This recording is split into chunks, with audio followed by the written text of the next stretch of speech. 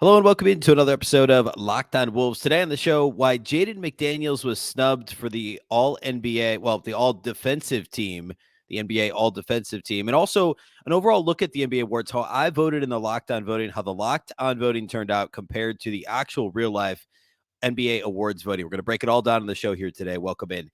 You are Locked On Wolves.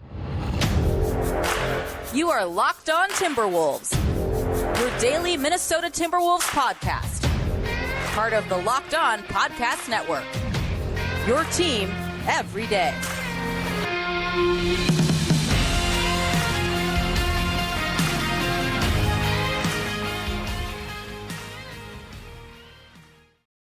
Hello and welcome to the Locked On Wolves podcast, part of the Locked On Podcast Network, your team every day. My name is Ben Beecken. I'm the host of Locked On Wolves. Happy Friday, everybody. Happy weekend.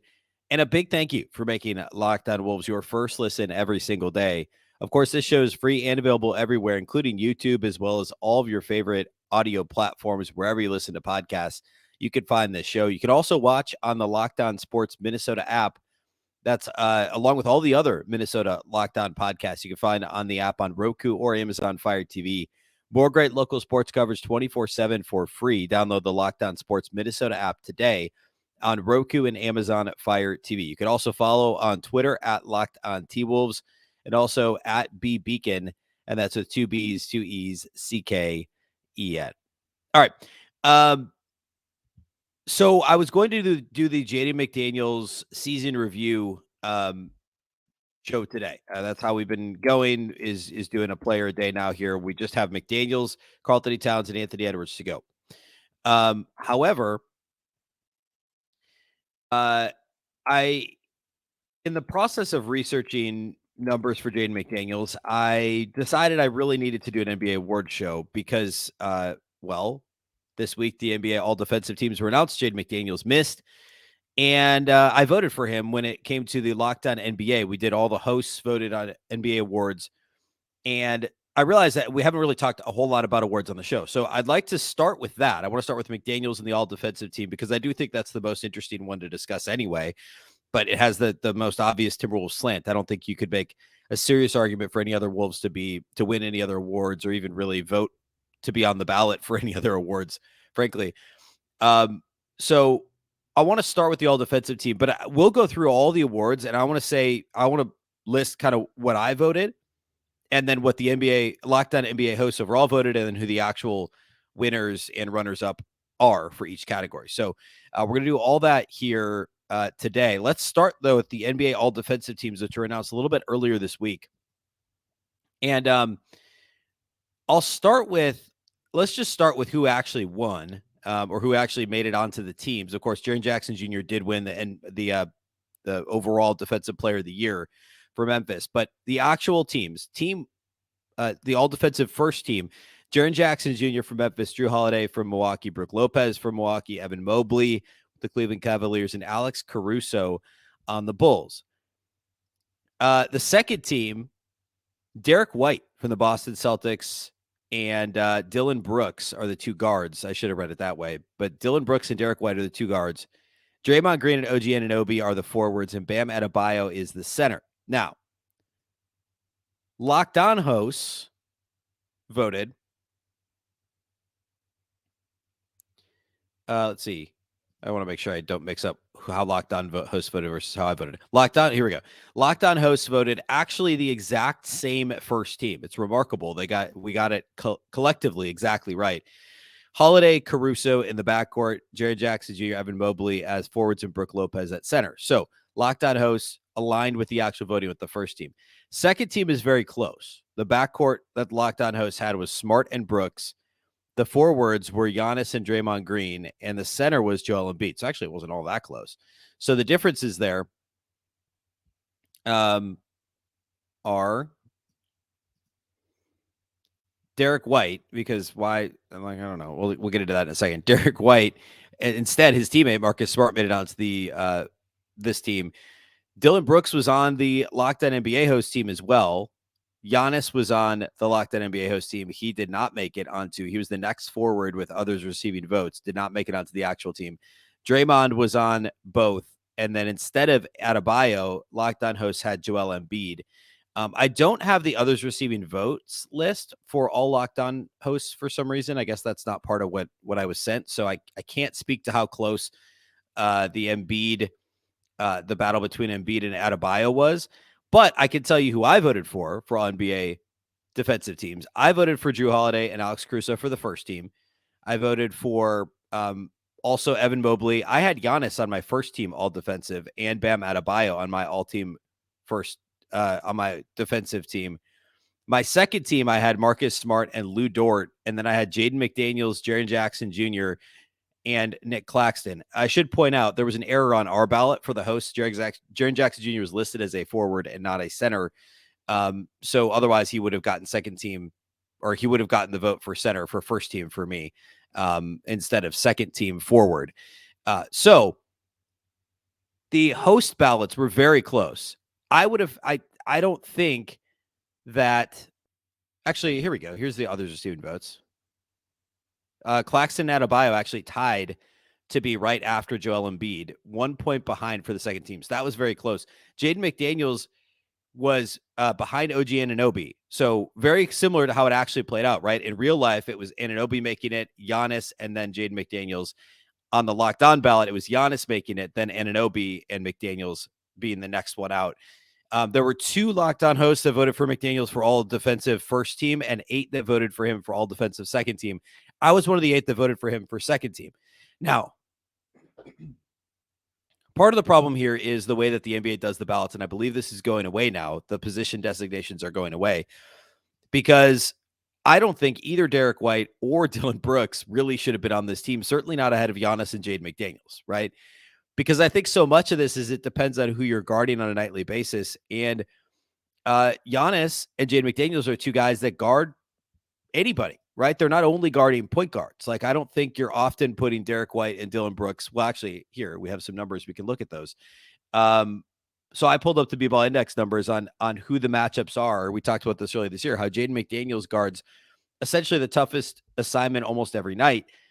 Jaden McDaniels guarded a usage tier 1 offensive player 35% of the time this year. That's the 99th percentile. Dillon Brooks defended a usage tier 1 player also 40% of the time. So 100th percentile. So actually slightly higher, a few tenths of a percentage point higher than Jaden McDaniels for usage tier 1 player. Usage tier 2, Jaden McDaniels guarded 20% of the time. Brooks only guarded them 17% of the time. Usage tier 3, McDaniels guarded them 11.6% and Brooks 12.8%. So it's actually pretty close in terms of each tier. But the versatility of what McDaniels does, mostly because of his size, is superior to what Dillon Brooks does. I don't think there's any question about that. Almost any defensive catch-all metric would agree that Jaden McDaniels is a better defensive player than Dillon Brooks. We could actually, if you just want to pick off individual categories, we could look at steal rate, block rate, and that would help us there. Block rate for Dillon Brooks, because again, the size and who he's guarding, was a 0.7 this season. 0.7%. He had a 1.4% steal rate. McDaniels had a 2.7 block rate and a 1.5% steal rate. So a significantly higher block rate. And actually, if we want to dig in, and I'm comparing these because I think Brooks is the least deserving to be on the team. I make the case for Derek White too, but I think Brooks is the least deserving. I'm not going to argue about those other guys. Like Bam, yeah. I mean, I had him on my first team. Like, he should be on there. I get that. Anunoby, yeah, I'm good with that. Draymond Green, yeah, I'm good with that. Derek White and Dillon Brooks are the 2 that stand out to me as perhaps a mistake that they're on this team. But again, they're both guards. So I understand why McDaniels didn't make the team, because the way that the rules are, he would have had to make it over Draymond, OG Anunoby, Evan Mobley, or Jaren Jackson Jr., and that wasn't going to happen. So I get why McDaniels wasn't on there, but I had found a way to put him on my ballot, and I do think he was one of the 10 best defensive players in the league this season, but because of the position designations, that's why he got left off. Real quick, the B-ball index numbers, Dillon Brooks, there's several marks there that McDaniels is just far better. And there's no question about it. Like, we could start with, I don't know, we could go on down the list. On-ball perimeter defense, McDaniels has an A+. on B-ball index, Brooks is an A. So yeah, Dylan Brooks was good. Jaden McDaniels was better. Real adjusted turnover rate, Brooks was slightly better, a B to a B minus. Loose ball, that's kind of a convoluted one. A pickpocket rating, they were both a C. Passing lane defense, McDaniels was a B, Brooks was a B minus. 3-point contests per 75 possessions, McDaniels was a C plus, 3.4 per game or per 75 possessions. Brooks was a D minus, 2.6 per 75 possessions. Steals per 75 possessions and deflections per 75 possessions. McDaniels was better in each of those, a B plus. Brooks was only a B. Ball screen navigation, we talked about this a couple times this season. McDaniels was basically the best in the league, got an A plus, 99th percentile, plus 2.53 in that. Brooks was also an A plus, 98th percentile, plus 2.11. So of all these categories, there's only two that Brooks had a very slight edge over Jaden McDaniels of, what is this? There are, I think, 14 categories in perimeter defense. McDaniels had an edge in 6. Brooks had an edge in 2, and they were basically the same in the rest of them. So if we just want to do that, say McDaniels is better. Obviously, interior defense, he's going to grade out much better as a rim protector. B's, B pluses, A's, A pluses, and Brooks in those categories is all over the map. But for the most part, C's and B's. So all the defensive metrics that people index would suggest, and the usage tiers are basically even again, would suggest that Jaden McDaniels should have been on the all-NBA defensive team over Dillon Brooks. But again, it's the position thing, and there's only so much you could do. So I'm okay with him not being on the team, but this is my reasoning for why he's a top 10 NBA defensive player, because the usage tier stuff is there. He guards the best players, and the production is there. It's completely on par with these other guys, and I didn't dig into Derek White. But anyway, that's how my ballot played out. I think McDaniels should have found a way onto the team. And when they remove these position designations here in the near future, he's going to start making it. Well, actually, at some point, it's not going to matter. And before the season, we talked about Anthony Edwards as somebody who really should make a run at all NBA defensive teams. So we'll see if that happens next year as well. I should say Edwards did get a couple votes. He got 1 first-team vote and 2 second-team votes, was on the ballot. It kind of middle of the pack in terms of other players receiving votes. Rudy Gobert did not receive a single vote. I mentioned that the other day. I think it was on Thursday. So no votes for Gobert, 4 total points for Edwards, 1 first-team vote, 2 second-team votes, and McDaniels had 40 total points, 3 first-team votes, 34 second-team votes behind Giannis and the other players for forwards, but not far behind Dillon Brooks and Bam Adebayo in terms of overall votes received for the award. All right, let's go through the other awards. I'll talk about who I voted for, especially for MVP. And then ultimately, and also all rookie, I think is interesting. And then also who actually won the awards and how the Locked On hosts voted. So we'll do all that here next. Today's episode of Locked On Wolves is brought to us by our friends over at eBay Motors. For a championship team, it's all about making sure every player is a perfect fit. It's the same when it comes to your vehicle. Every part needs to fit just right. So the next time you need parts and accessories, head to eBay Motors. With eBay Guaranteed Fit, you can be sure every part you need fits right the first time around. Just add your ride to My Garage and look for the green check to know the part will fit or your money back. Because just like in sports, confidence is the name of the game when you shop on eBay Motors. And with over 122 million parts to choose from, you'll be back in the game in no time. After all, it's easy to bring home a win when the right parts are guaranteed. Get the right parts, the right fit, and the right prices on ebaymotors.com. Let's ride. eBay Guaranteed Fit, only available to U.S. customers. Eligible items only. Exclusions apply.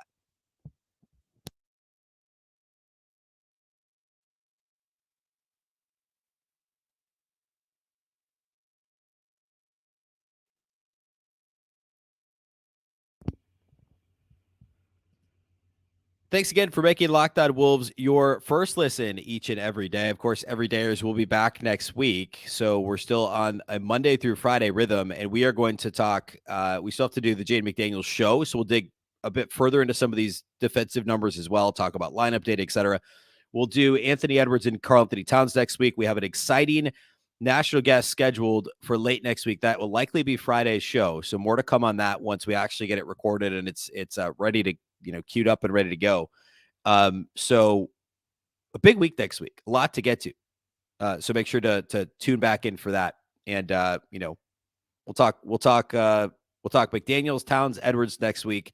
It'll be a lot of fun. All right, let's continue on down talking about the NBA awards, who I voted for these different awards and who ultimately won the awards. let's do MVP next because that is, I don't know, it's exciting. Everyone wants to talk MVP, right? So obviously Joel Embiid won after Jokic winning consecutive seasons. So the voting went Embiid won pretty easily. Jokic, he had 915 total points. He got 73 of the 100 first place votes, or I guess there were only 98 technically, right? Am I doing that math right? Oh no, there were 100. 98 of the, or excuse me, goodness, 73 of the 100 first place votes. Jokic got 15 first place votes. Giannis still got 12 first place votes. So Embiid got 915 total points. Jokic 674, and Giannis 606 total points. Tatum was the only other player to receive a third place vote, and he had one third place vote, a bunch of fourth place votes, ended up with 280 points. So those were the four players that were in double figures, or excuse me, double figures, triple figures, over 100 total points. Was Embiid, Jokic, Giannis, and then a distant fourth, Jason Tatum. My ballot, or let's do the locked on ballot first. The locked on ballot for MVP, Joel Embiid also won. He obviously, we only had 39 votes or 39 voters or something. So he had 339 total points, but I'll do this by first place votes. He got 24 first place votes out of 39. So 24 of 39, which is a pretty similar ratio. Jokic only had 10 first place votes. Giannis had 5. And similarly, the only other, well, actually there were 2 other players that got third place votes. So when Embiid, Jokic, relatively close to Jokic was Giannis, just like in real life. Tatum got a third place vote, and Donovan Mitchell got a third place vote in our balloting as well. Those are the only other players to receive third place votes. So the overall went Embiid, Jokic, Giannis, distant fourth, Jason Tatum, just like the actual voting did. And then after that, it went distant fifth, Mitchell, Shai Gilgeous-Alexander close to that, and then a big drop-off. Only other players that got votes, Domantas Sabonis, De'Aaron Fox, Luka Doncic, and Julius Randle got one fourth place vote. In real life, similar. Shai Gilgeous-Alexander was 5th, then Donovan Mitchell, Sabonis, Doncic, Steph Curry, Jimmy Butler, De'Aaron Fox, Jalen Brunson, and John Morant got a 5th place vote in MVP voting in real life. My ballot, I actually had it very close to the actual real life ballot, but I flipped Jokic and Embiid. And I don't know what the feelings of Timberwolves fans are about this, but I'm calling it as I see it. I had Jokic first for his 3rd consecutive MVP. I thought, and I'll give a real quick reasoning here. I just thought he was the all-around better player this year, and that's what MVP is. And if you want to play the, supporting cast game, like, if you remove this player from the team, how do they perform? I get James Harden was hurt and only played like 58 games or whatever. He was still really good when he played. He was far better than Jamal Murray was this year. Jamal Murray didn't really find his sea legs early in the season, understandably so. And the rest of there's a reason Denver only won, I think it was 53 games, because the rest of their roster wasn't great this season. They weren't consistent. Like, Aaron Gordon was a good defender and Murray had his moments, but like, it wasn't the James Harden, there wasn't a James Harden coming to the rescue in Denver. And he, not that he like came, quote unquote, came to the rescue in Philly, but like, they had James Harden to fall back on, and he was fantastic for the Sixers this year. So if you want to play that game, like who's actually most valuable to their team, I still think Jokic has that edge. If you want to go category by category, but we could play that game too. And Embiid had a fantastic season. So to be very clear, I'm not taking anything away from Embiid, but like, Jokic had a better rebound rate. He had a far better assist rate, more than twice the assist rate. He had a better steal rate. He had, actually the shooting numbers were all better in terms of efficiency, better true shooting. I know that Embiid, obviously he's going to win the block shot number. He's definitely a better defender. And that to me is really the only, I think, defensible argument. I know he averaged 33 a game, but like, Jokic averaged 1 million assists per game. So we could play that game too. But like, Embiid only shot 33% from 3 this year, and he got to the line a ton. But his 3-point shot wasn't where it had been in the past, whereas Jokic has improved from outside the arc. And the overall true shooting and effective field goal numbers favor Jokic. So offensively, across the board, except for points per game, you would say that Jokic was the better player this year. Defensively, you'd say Embiid was obviously the better player. So I absolutely don't mind the votes for Embiid. There's a reason he won the award, right? I get it. I would have still voted Jokic. I did vote Jokic in our poll, and I had Embiid second. Embiid had a phenomenal season. I just think Jokic was still the better player, and that's how I had it on my ballot. The rest of my ballot was pretty close to the actual ballot. Let's see who got third. Giannis got third. I had Giannis third on my ballot. I had Tatum fifth on my ballot. I actually had Shai Gilgeous-Alexander fourth. In real life, Tatum got fourth and SGA got fifth. And there were 6 people in real life that voted Shai Gilgeous-Alexander for fourth. I had him fourth on my ballot. In our locked on ballot, there were 5 votes for him to get fourth and 7 for him to get fifth. SGA, by the way, also did make an All-NBA first team, which he deserved. And I was happy to see that happen. So anyway, I was glad that's how it went down for SGA, because I thought, like, on some level, obviously it matters what team performance looks like, but when it comes to these types of awards, but he absolutely should have been recognized for how good he was this season. Let's see, which award should we do next? We talked about defensive already. Let's talk about most improved player. Most improved player award should not have been all that controversial, and I don't know that it was. But let's see. I lost the actual. Where do we go here with all the awards?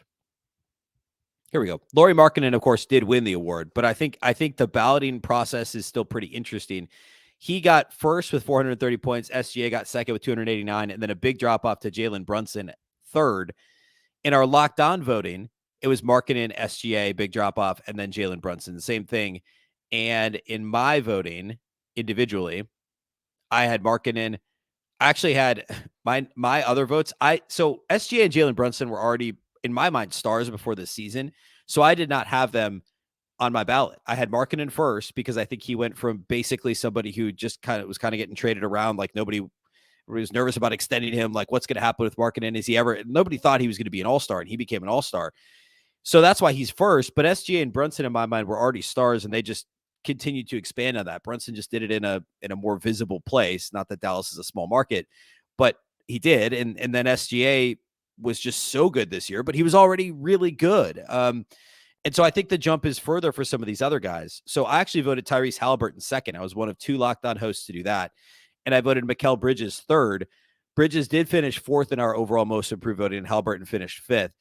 So I don't know. Maybe I'm crazy, but that's how I voted. In real life, Bridges got fourth and actually did get a first place vote and a second place vote. Halliburton also got a first place and second place vote in real life and finished sixth in the voting. So not insane. I wasn't completely insane there, but that was my take. A little bit different than where others had it. Next, I want to go and I want to talk. Let's do. We did defensive team. Right? Let's do all NBA teams. That's how we'll close the show. I think that's the other big one. And some of the others are obvious: coach of the year, etc. Obviously Mike Brown. So we'll do all NBA team. That's how we'll close the show.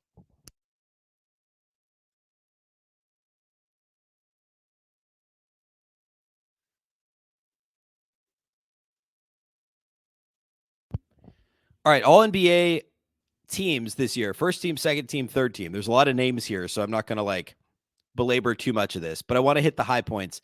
The all NBA first team, as actually voted this year, was Giannis. Well, we'll do guards. SGA, Luka Doncic won guards. Forwards, Giannis and Jason Tatum. Center, Joel Embiid. The locked on voting, the same. SGA, Doncic, Embiid, and then Giannis and Tatum. My voting actually didn't. Well, let's see what I have here. I had Doncic and SGA. I had Giannis and Jason Tatum, and I had Jokic as my first team center. So pretty in line, other than the center. And let's see, how close was that? In locked on voting, our centers. In locked on voting, our centers were relatively close. 168 points for Embiid, 136 for Jokic, and in real life, also close. 364 to 474, so relatively close. Second team in real life: Mitchell and Curry, Butler and Jaylen Brown, and Jokic at center. The locked on voting: Mitchell and Curry, Durant and Brown at forward, and Jokic at center. So the difference there obviously being Jimmy Butler, and then Butler did make the third team for locked on. My second team voting, I had Mitchell and Jalen Brunson on the second team. I had DeMar DeRozan and Jimmy Butler at forward, and I had Joel Embiid at center. So I got Butler, Mitchell, and then Embiid, who was in the first team in real life, quote unquote, right there, but a little bit different. Brunson, by the way, was a weird pick that I made because he only got 18 total votes. He did have 2 first-team votes in Locked On voting. In real life, Brunson was under others receiving votes. He had 23 points, so did not make any of the 3 teams. I had him on my second team. The third team in real life, guards De'Aaron Fox and Damian Lillard, forwards Randall LeBron, and center Domantas Sabonis. And the Locked On team had Lillard and Fox, Butler and LeBron, and Sabonis at center. So again, very close, with Butler and Kevin Durant being the ones that were flipped. Well, I guess not flipped because Durant didn't make the overall team. Again, lack of games would be the reason. On my ballot, I subscribe to a similar theory when it comes to number of games, but I also had Lillard. I had Harden in my backcourt. I know he didn't play a ton of games, but I thought, again, he was really good when he played, especially given how he looked for parts of last season.